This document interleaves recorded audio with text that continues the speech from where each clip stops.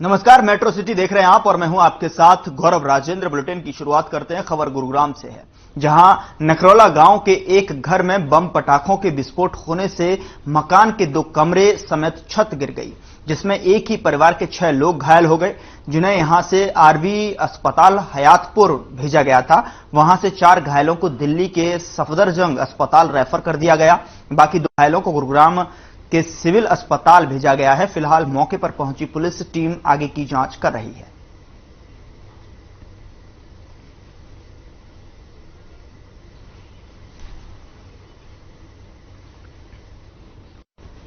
देश में लगातार बदलाव हो रहा है, ऐसे में पुलिस की कार्यशैली भी बदल रही है। आखिर कितनी बदली है पुलिस की कार्यशैली? इस सवाल को लेकर गुरुग्राम से हमारे संवाददाता सुशील सिंह ने पुलिस रिसर्च एंड डेवलपमेंट के डायरेक्टर आईपीएस करुणा सागर से खास बातचीत की। इस दौरान उन्होंने क्या कुछ कहा, आइए आपको सुनवाते हैं। पहले एक समय था जब पुलिस को देखकर एक खौफ पैदा होता था। लोग खाकी वर्दी और लाल टोपी देखकर घरों में दुबक जाते थे। आज समय बदला, सब कुछ बदल गया और वो जो पहले पेट वाले पुलिसकर्मी होते थे वो आज स्लिम फिट हो गए। आखिर कितनी बदली देश की पुलिस, और इसको लेकर आज हमारे साथ डीजी मॉडर्नाइजेशन पुलिस विभाग के हैं करुणा सागर जी। इनसे बात करेंगे और चलिए सबसे पहले इन्हीं से हम शुरुआत करते हैं, चूंकि ये मॉडर्नाइजेशन पे आप काम कर रहे हैं पुलिसिंग की। सर, क्या कहेंगे, कितना बदलाव आया और ये सफर किस तरह से बीता? देखिए, मॉडर्नाइजेशन एक ऐसी जरूरत है जो हर ऑर्गेनाइजेशन को अपने साथ समय के साथ चलने के लिए जरूरी है। और पुलिस एक ऐसा महकमा है जो हमेशा समय के साथ चलता है, क्योंकि समस्याएं बदलती हैं, माहौल बदलता है, हमारी चैलेंजेस बदलती हैं और उसके हिसाब से हमारी स्ट्रेटजी, हमारी टेक्नोलॉजी, इन सारी चीजों में परिवर्तन होता है। और इसी चीज को हम बीपीआरएनडी के द्वारा प्रोत्साहित करते हैं। पूरे देश के पुलिस बलों को के लिए हम काम करते हैं कि सारी पुलिस अच्छी तरह प्रशिक्षित हों, अच्छी तरह तैयार हों, उनके पास जो लेटेस्ट इक्विपमेंट्स हों वो सब उपलब्ध हों।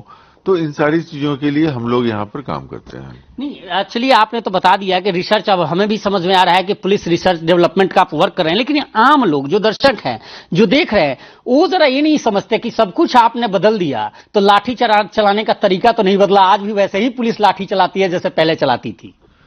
देखिए, पुलिस हर समय बंदूक नहीं चला सकती है, क्योंकि पुलिस और सेना में एक अंतर होता है। सेना को मालूम होता है कि उसका दुश्मन बाहर से आ रहा है और वो दुश्मन के खिलाफ अपनी शक्ति का प्रदर्शन करती है। पुलिस का काम है अपनी जनता की सेवा करना, और हम लाठी तभी उठाते हैं जब समाज में सुरक्षा का माहौल बनाए रखने के लिए, कानून व्यवस्था बनाने के लिए जब इसकी जरूरत पड़ती है। तो हमारी कोशिश होती है कि कम से कम बल का प्रयोग हो, क्योंकि हम अपने लोगों के साथ काम कर रहे हैं। सागर साहब, पॉइंट वाइज हम जानना चाहें, हमारे दर्शक जानना चाहें कि क्या कुछ बदला और क्या कुछ सेम है, तो अगर पॉइंट वाइज बदलाएं, चूंकि आप लोग भी बदलने का ही काम कर रहे हैं, तो क्या क्या काम हुए हैं? देखिए, रोल एक जो पुलिस का बेसिक है वो सेम है कि हमारा काम है कानून व्यवस्था को बनाए रखना और क्राइम से लड़ना। ये हमारा एक बेसिक मैंडेट है पुलिस का, जो पहले भी था और आज भी है। लेकिन क्राइम भी बदला है, लॉ एंड ऑर्डर की सिचुएशंस भी बदली हैं और हमारा उसका जो रिस्पांस होना चाहिए वो भी बदला है। तो इन सारी चीजों में समय के हिसाब से बहुत परिवर्तन आया है। तो नए दौर में और क्या क्या बदलता हुआ हम देख सकते हैं? अब जैसे देखिए, आजकल कुछ चीजें जो बहुत न्यूज में है, एक ड्रोन से संबंधित बातें और दूसरी साइबर क्राइम से। तो ड्रोन एक बहुत ही यूजफुल टूल है और भारत सरकार ये बहुत ही कोशिश कर रही है कि ड्रोन का एक बहुत बड़ा मैन्युफैक्चरिंग हब इंडिया बने और लाइफ के हर तरह के आयाम जो हमारे होते हैं जिंदगी के, उसमें ड्रोन का इस्तेमाल हो। लेकिन इसके साथ साथ कुछ ड्रोन का मिसयूज होने की भी पोटेंशियलिटी है और इसके लिए कोशिश ये होती है कि वो टेक्नोलॉजी डेवलप की जाए जो ड्रोन का गलत इस्तेमाल हो रहा है उसको समय पर पहचान करके और उसको डिस्ट्रॉय कर दिया जाए, उसको रोक दिया जाए। तो ये ड्रोन के विषयों पर ये काम हो रहा है। आजकल साइबर क्राइम का जिक्र आपने किया, एक बहुत बड़ा थ्रेट बन गया है देश के लिए। और अमूमन जो पहले हम देखते थे कि जो चोरी, स्मगलिंग या इस तरह के काम करते थे, वे सभी साइबर क्राइम में संलिप्त हो गए। आपकी जो पुलिस है वो उतनी सक्षम नहीं है, क्योंकि आज भी पुलिस में, महकमे में कई ऐसे लोग हैं जो आज भी कंप्यूटर से मच अवेयर नहीं है या उन्हें ज्यादा जानकारी नहीं है। ऐसे में किस तरह से सामंजस्य बैठा रहे हैं आप लोग? देखिए, ऐसा नहीं है कि हमारा जो पूरा पुलिस फोर्स है, देश में लगभग 30 लाख पुलिस की संख्या होगी, तो सारे लोग साइबर क्राइम से नहीं जूझ रहे हैं। हमारी व्यवस्था ऐसी बनाई गई है कि हर लेवल पे, चाहे वो सब डिवीजन के लेवल पे हो या डिस्ट्रिक्ट के लेवल पे हो या नीचे में थाने के स्तर पर हो, तो साइबर क्राइम का डेडिकेटेड पुलिस स्टेशंस बनाया जा रहा है, साइबर क्राइम का डेडिकेटेड स्ट्रेंथ तैयार किया जा रहा है और उनकी जो तकनीकी जरूरतें हैं उसको पूरा किया जा रहा है। उनको जो ट्रेनिंग दी जानी चाहिए वो ट्रेनिंग दी जा रही है और इस पर हम लोग भी बहुत ज्यादा काम कर रहे हैं यहाँ पर।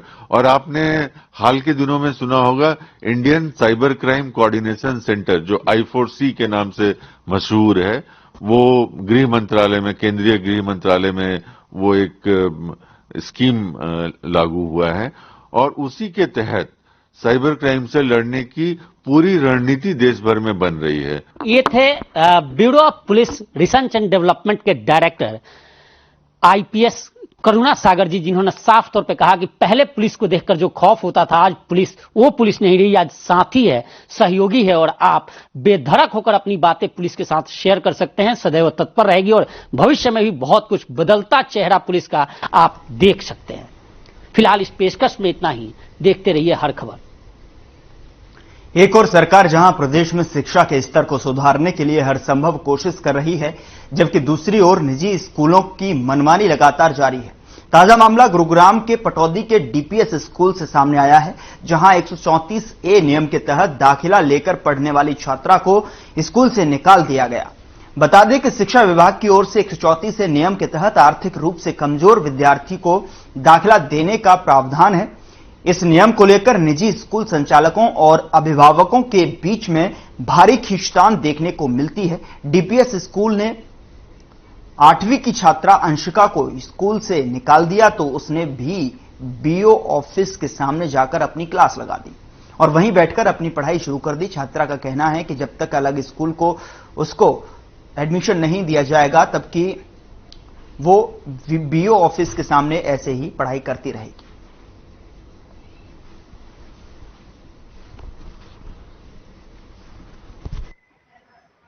एलिमेंट्री स्कूल में पढ़ती हूँ और अभी मैं पिछले 3 साल से पढ़ रही हूँ और अभी मैम मेरे को जुलाई से फीस के लिए टॉर्चर कर रही है और मैं यहाँ पे बीओ साहब के पास भी बहुत दिन से आ रही हूँ, बहुत महीनों से चक्कर काट रही हूँ। वो मेरे को स्कूल में दाखिला नहीं करवा रहे, इसलिए मैं यहाँ पढ़ रही हूँ। मैं जी अपने बच्चों को लेके बैठा हूँ, इसको स्कूल से बाहर निकाला हुआ है जुलाई से और अभी ये स्कूल में दाखिला नहीं दे रहा, इसलिए बीओ साहब के यहाँ बैठा हूँ और बार बार यहाँ भी मैं पत्राचार कर चुका हूँ।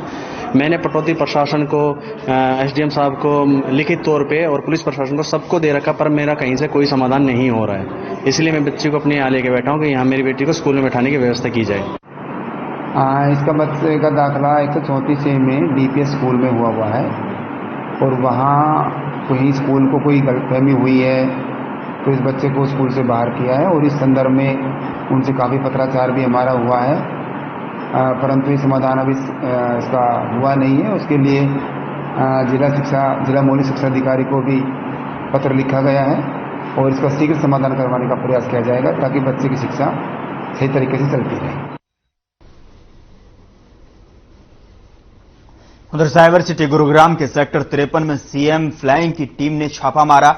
यहां बने प्रिंसिपाल कॉर्नर पर कार्रवाई करते हुए टीम ने ई सिगरेट और विदेशी सिगरेट बरामद की हैं। टीम के सूत्रों से मामले की सूचना मिली थी, जिसके बाद कार्रवाई को अंजाम दिया गया। कार्रवाई के दौरान संचालक पर कागजात भी नहीं मिले। आरोपी संचालक के खिलाफ संबंधित धाराओं में मुकदमा दर्ज कर आगे की कार्रवाई शुरू कर दी गई है।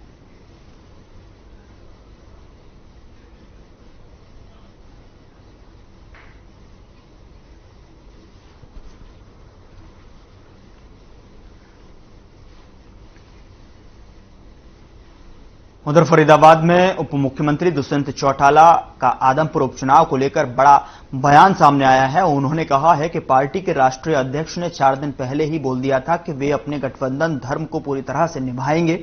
उन्होंने बताया कि भव्य बिश्नोई की मदद के लिए जेजेपी के प्रदेश अध्यक्ष सरदार निशान सिंह वहां पर गए हुए हैं। बता दें कि डिप्टी सीएम दुष्यंत चौटाला फरीदाबाद में जन आशीर्वाद रैली को संबोधित करने पहुंचे थे।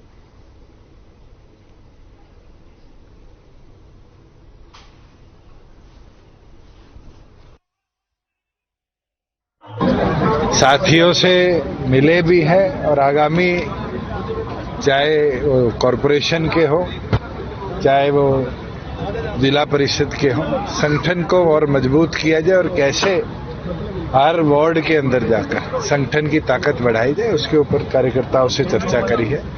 और मुझे पूर्ण उम्मीद है कि जिस तरह की परफॉर्मेंस जननायक जनता पार्टी की पिछली विधानसभा में रही, आज साथियों ने मेहनत कर पार्टी संगठन को मजबूत ही नहीं किया और ताकत देने का काम किया है।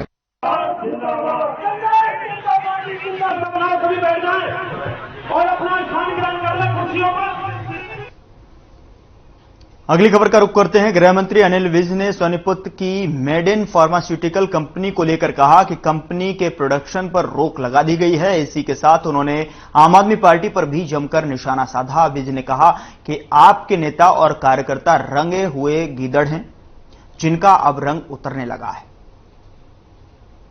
सोनीपत फार्मास्यूटिकल कंपनी के जो 3 ड्रग्स WHO ने मेंशन किए हैं, उनका तो अभी हमने सैंपल भेजा हुआ है सेंट्रल ड्रग लेबोरेटरी कलकत्ता में। उसकी अभी रिपोर्ट नहीं आई, उसकी रिपोर्ट आने पर हम कार्रवाई करेंगे। परंतु केंद्र और हरियाणा के ड्रग डिपार्टमेंट ने इसकी ज्वाइंट इंस्पेक्शन की थी, उसमें काफी कमियां मिली, लगभग 12 कमियां उसमें मिली। उनको मद्दे रखते हुए अब ये फैसला किया गया है कि इसकी टोटल प्रोडक्शन बंद कर दी जाए और उसका हमने नोटिस दे दिया है। जो आम पार्टी के तमाम नेता और कार्यकर्ता हैं, ये रंगे हुए गीदड़ हैं और धीरे धीरे इनका रंग उतरता जा रहा है, इनकी असलियत सामने आ रही है। उधर झज्जर के गांव लोहारी के पास सड़क हादसे में एक महिला समेत आपको बता दें कि ये पूरी घटना जो है 3 की मौत हो गई। मृतकों की पहचान पटौदा गांव के रहने वालों के रूप में हुई है, जो पटौदी से गांव लौट रहे थे। इस बीच एक कार ने उनकी बाइक को टक्कर मार दी। हादसे के बाद कार सवार मौके से फरार हो गया। फिलहाल पुलिस ने शव को कब्जे में लेकर आगे की जांच शुरू कर दी है।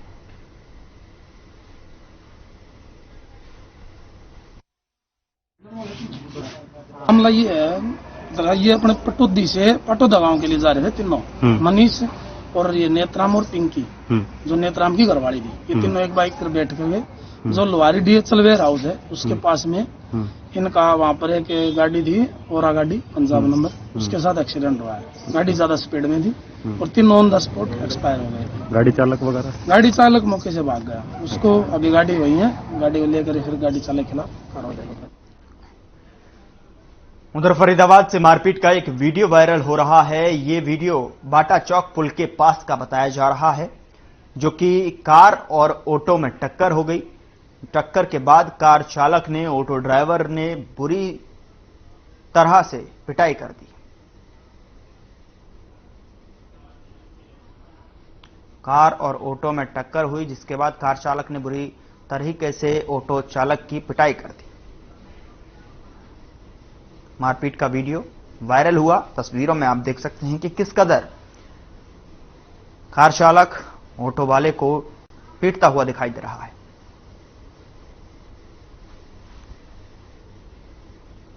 उधर होडल के कस्बा हसनपुर के नवीन गर्ग नाम के व्यापारी से 50 लाख की फिरौती की मांग की गई। मामले में सीआईए होडल ने चंद घंटों के अंदर मामले का खुलासा करते हुए 4 आरोपियों को गिरफ्तार करने में सफलता हासिल की है। इस मामले का खुलासा करते हुए होडल के डीएसपी सज्जन सिंह ने बताया कि जिला पुलिस अधीक्षक राजेश दुग्गल के आदेश पर होडल की अपराध शाखा पुलिस ने 50 लाख रुपए की रंगदारी के मामले में 4 आरोपियों को गिरफ्तार किया है। उन्होंने बताया कि कस्बा हसनपुर के रहने वाले नवीन गर्ग ने पुलिस को शिकायत दी थी कि 10 अक्टूबर को उसने और परिवार को हत्या का भय दिखाकर 50 लाख की रंगदारी मांगी गई थी। शिकायत के आधार पर आरोपियों के खिलाफ मामला दर्ज किया गया और तत्काल कार्रवाई की गई। उन्होंने बताया कि चारों आरोपियों की पहचान कृष्ण, राजू, वीरू उर्फ वीर सिंह, जसवंत उर्फ भोंगा के रूप में हुई है।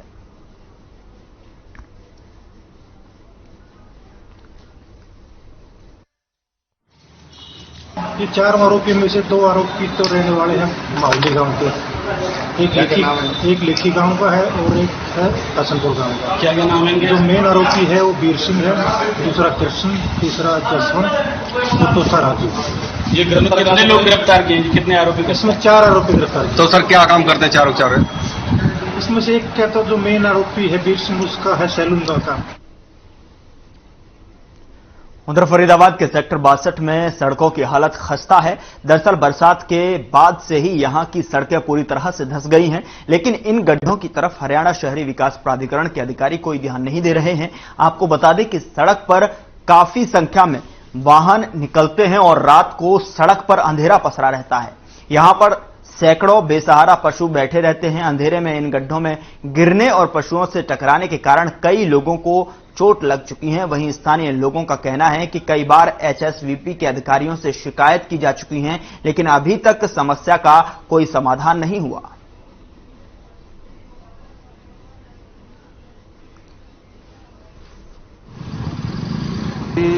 डेली एक्सीडेंट होते हैं यहाँ और मैं डेली निकलता हूँ। सेक्टर 65 में मेरी कोठी है। डेली मेरा अप डाउन होता है इधर आदर्श नगर की तरफ। इस रोड पे ना ये कम से कम 3-4 महीने हो गए। मैंने तो ये अब बरसात की वजह से और ज्यादा टूट गया। वन साइड तो बंदी हो गया बिल्कुल। अच्छा, एक साइड से चले। सर बहुत परेशानी होती है हमें, बारिशों में पानी भर जाता है और ये गड्ढे इतने बड़े बड़े हो गए हैं, मेंटेनेंस लगता है गाड़ी का बहुत ज्यादा। हमें बहुत परेशानी आ रही है, रोड बनते नहीं है।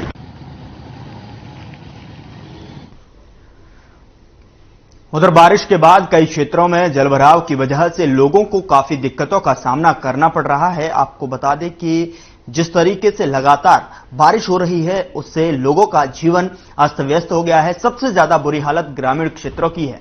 खेतों में पानी भरा होने से किसान परेशानियों से जूझ रहे हैं। इसके अलावा रास्तों पर पानी भरे होने की वजह से लोगों को आवाजाही करने में परेशानी भी हो रही है। वहीं सोमवार को जब गांव गुड्डा के लोग महिला के शव का अंतिम संस्कार कराने के लिए शमशान घाट जा रहे थे तो उन्हें मजबूरी में शमशान घाट के मेन रास्ते से ना होते हुए रेल की पटरियों को पार करके जाना पड़ा। इस दौरान ग्रामीणों ने प्रशासन के खिलाफ गुस्सा भी जाहिर किया। ग्रामीणों ने बताया कि ये आज का नहीं, हर साल का हाल है। जब भी जलभराव होता है तब इसी समस्या से जूझना पड़ता है। पानी की निकासी का कोई भी व्यवस्था नहीं होने की वजह से सबसे बड़ी परेशानी होती है। तो तस्वीरें आपके सामने हैं कि किस तरीके से एक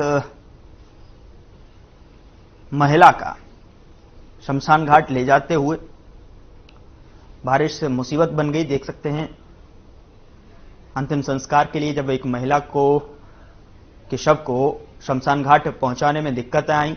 भारी बारिश से लोगों को काफी परेशानियों से गुजरना पड़ रहा है। ग्रामीणों का कहना है कि हर बार इसी तरीके से परेशानियों का सामना करना पड़ता है।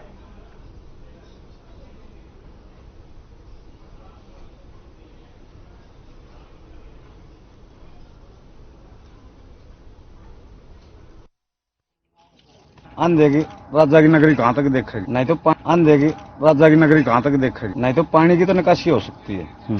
कहीं से करवाओ। किन की डेथ हुई थी? हर साल यही होता है। यहीं से दाग देते हैं और पटड़ी के लोग जान जोखिम डाले चल रहे हैं अपनी में। ट्रेन रात के दिन में नहीं आ जाएगी। ट्रेन कौन सी रुक कर है? रास्ता तो चारों तरफ से है। अच्छा, लेकिन वहाँ परली साइड से भी, इस साइड से भी है।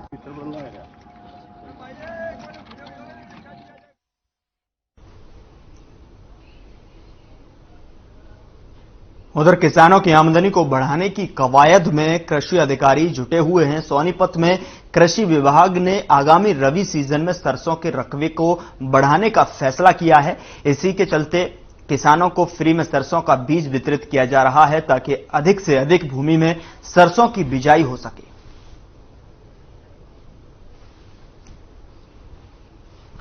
सरसों का रकबा बढ़ाने की कोशिश की जा रही है। लगातार किसानों को मुफ्त में सरसों के बीज वितरित किए जा रहे हैं जिससे कि सरसों का रकबा बढ़ सके, किसान ज्यादा से ज्यादा सरसों की बिजाई कर सकें।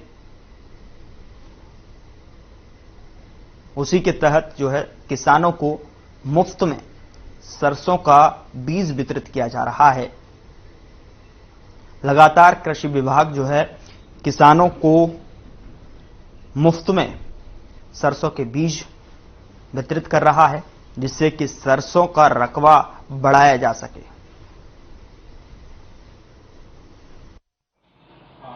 ये भी सरकार द्वारा किसानों की आमदनी बढ़ाने के लिए पीली सरसों का बीज फ्री में दिया जा रहा है किसानों को, और ये सरकार का अच्छा कदम है जी। सभी किसान भाइयों को सूचना देता हूं कि नेशनल फूड सिक्योरिटी मिशन, राष्ट्रीय खाद्य सुरक्षा मिशन के तहत ऑयल सीड को बढ़ाने के लिए हरियाणा सरकार द्वारा जिला सोनीपत में मिनी किट भेजी गई है। तो मेरा सभी किसानों से अनुरोध है कि जो सरसों की बिजाई करना चाहते हैं वो हमारे खंड कृषि अधिकारी या हमारे कृषि विकास अधिकारी से संपर्क करके मुफ्त में मिनी किट प्राप्त करें। और सरकार द्वारा ये पीली सरसों का बीज दिया गया जी, बढ़िया बीज है जी। और जो है सरकार द्वारा बढ़िया वो है, तो ये निकलती भी अच्छी है जी, बताइए ठीक हिसाब से निकलती है जी।